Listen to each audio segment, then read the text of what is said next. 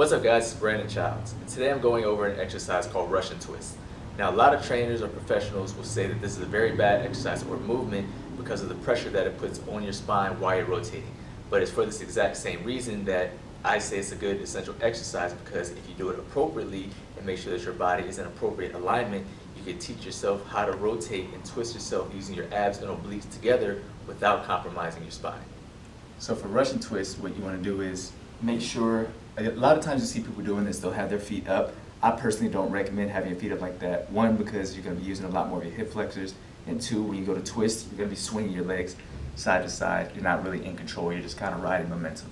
Ground your feet down, straighten your legs, slight bend, you don't want to hyperextend. Just, relax your legs, keep them down on the floor. You want something grounded so that you're really forcing the movement from your abs. You're not generating any kind of momentum from your lower half. So then once you're there, you want to make sure that your pelvis obviously is always rotated up in the front. What that's going to do is going to round you here. Keep your chest up like that. Really work these two muscles together, especially in this position. It'll help protect your lower back, and now your spine is in a nice neutral position to where now that you're going into your twist, you're not twisting and rounding all out of range of motion, which is why a lot of trainers don't like this exercise, because it puts bad strain on your spine if you're doing it improperly. But if your spine is neutral like this, and you rotate like this, you're really twisting with your obliques and your abs now to generate the movement without risking your spine for injury. If you decide you want to add some weight, basically the exact same thing. Just here, twist, touch the weight to the floor. It's okay that when you twist to one side, your knee is going to slightly bend. That's perfectly fine.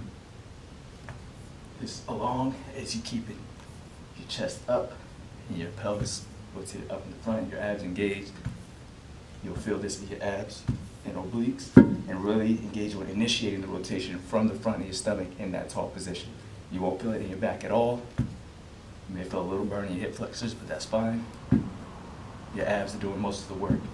You're not getting any compensation from anywhere else. You're not putting yourself at any kind of risk of injury. Just make sure that when you are twisting, if you're having weight or no weight, you're not just turning your arms like that. That's just your shoulders lifting the weight. Really emphasize rotating your trunk like that so that you really get that engagement in your abs. If you're just using your arms to move like that, you're not doing anything. So challenge yourself, work your abs. So once you're comfortable with your posture and mastered the regular Russian twist, the next thing you can do is basically sit on a Bosu to make it a little bit more challenging and add a little more dynamic stability and central nervous system aspect to the exercise. So you want to sit yourself slightly in front of the Bosu, so that way when you lay back, you're nice and flat on top. If you start off sitting flat on top, and the moment you lift up, you're going to feel yourself roll straight back. You don't want to do that. You also don't want to sit so far forward that when you lay back, you feel yourself sitting on the edge. You want to make sure that when you do lean back and lift your legs, you're perfectly on top of the Bosu.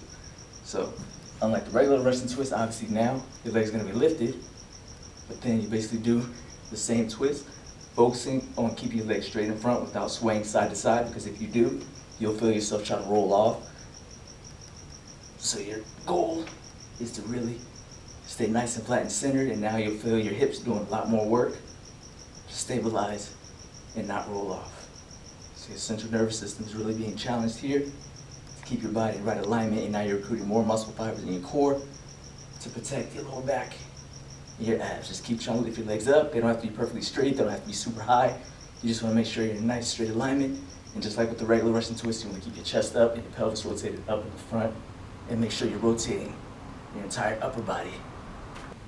Now once you feel comfortable doing it on the Bosu, you can start doing it on the gym ball, which is the most advanced version of it, and the best way to challenge your central nervous system, because now, even though you're unstable in the Bosu is flat and it's not going to move anywhere. Now that you're on the ball, the moment you lift your legs up, now you have to control the ball with your feet, or with your hips I should say, and not do any kind of overcorrection with your legs that might throw you off. But exactly the same principles apply. You want to make sure that you're on your tailbone as much as you can. You don't want to just sit on your hamstrings, because you're not going to really challenge your core that way. You want to try to lean back as much as you can, obviously without going so far that you're going to roll off. But get on your glutes and off your hamstrings as much as you can. Stay on your glute and tailbone. Pick your feet up, and then chest up, and pelvis rotated up in the front so your abs are engaged, your spine is nice and neutral. And this is the position that you want to remain in the entire twist, just like the regular version, but now it's just going to be a lot more challenging because you're in a completely unstable position. And your goal is to stay completely flat on the ball. You don't want to shift side to side like that because you're just going to not be in control. The whole point of this is keep your body in proper alignment and challenge your central nervous system with this unstable surface so that you already know how to engage the proper muscles to do any kind of twisting activity. It's going to take practice. It took me months to figure this out, and I still haven't quite mastered it, but it's definitely a lot better than when I first started. Like I said, just make sure that you're not rounding too much at the front. You keep your chest up as you twist, and you're not just resting in your hamstrings. You're trying to get your feet up as best you can, and try your best not to use your lower back. And your hip flexors, you're going to feel it a little bit when you first start off, but in time it will get better, and you'll feel it a lot more in your abs. Thank you guys for watching. Be sure to like and subscribe, and if you have any questions or requests, make sure you leave them in the comments so that I can continue to make content that will bring out your ultra instinct.